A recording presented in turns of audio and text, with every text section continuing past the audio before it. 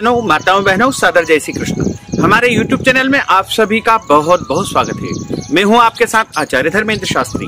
आज हम आपको बताने जा रहे हैं कि इस बार करवा चौथ का व्रत आपको कब करना चाहिए तथा चंद्रोदय कब होगा और व्रत का प्रारंभ आपको कब से करना है और इस व्रत को किस विधि से करना चाहिए।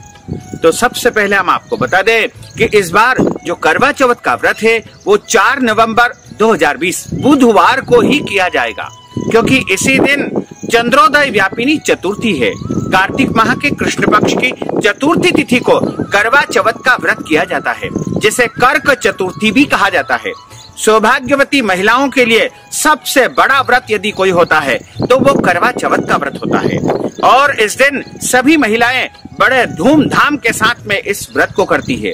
इस व्रत में निर्जला व्रत किया जाता है, निराहार व्रत किया जाता है और करवा चौथ के दिन प्रातः काल आपको जल्दी उठना है। सूर्योदय से पूर्व आपको उठना चाहिए और उठने के बाद सबसे पहले सरगी ली जाती है। सरगी का अर्थ होता है अपनी सासू माँ के हाथ से आशीर्वाद स्वरूप जो है मिठाई, फल और सौभाग्य की वस्तुएं ग्रहण की जाती है और सूर्योदय जब होता है उसके ठीक पहले पहले वो मिठाई और फल आप ग्रहण कर सकते हैं। कई स्थानों पर सरगी की प्रथा नहीं है और कुछ स्थानों पर सरगी की परंपरा है। तो इस सरगी में विशेष रूप से मिठाई रखते हैं, ड्राई फ्रूट्स रखते हैं या फल रखते हैं या इसके साथ में जो है अन्य सौभाग्य की वस्तुएं जैसे साड़ी, चूड़ी, बिछिया, पायल इत्यादि वस्तु भी रखी जाती है। और यह सरगी की जो परंपरा है वह सासू माँ के हाथ से ही निभाई जाती है। इसके अलावा यदि सासू माँ नहीं है तो घर की कोई भी वृद्ध या बुजुर्ग महिला के हाथ से भी आप आशीर्वाद स्वरूप सरगी ले सकते हैं। यदि नहीं है तो आप अपनी जो है घर की जो भी अन्य महिलाएं हैं या पड़ोस की जो भी वरिष्ठ या बुजुर्ग महिला है उनके हाथ से ले सकते हैं या फिर आप किसी ब्राह्मण की पत्नी के हाथ से भी आशीर्वाद स्वरूप में आप सरगी ले सकते हैं। और 4 नवंबर को सूर्योदय सुबह 6:30 बजे होगा, तब से व्रत का प्रारंभ होगा। उसी समय आपको व्रत का संकल्प करना है कि आज मैं करवा चौथ का निर्जला निराहार व्रत करूंगी तथा चंद्रोदय होने के समय इसका व्रत का पारणा करूंगी। भगवान से प्रार्थना करें कि मेरे पति को लंबी आयु प्रदान करे और मेरे घर परिवार में सुख शांति समृद्धि बनी रहे। इस बार खास संयोग ये है कि बुधवार के दिन करवा चौथ है, इसलिए बुधवार का दिन भगवान गणेश जी का दिन होता है।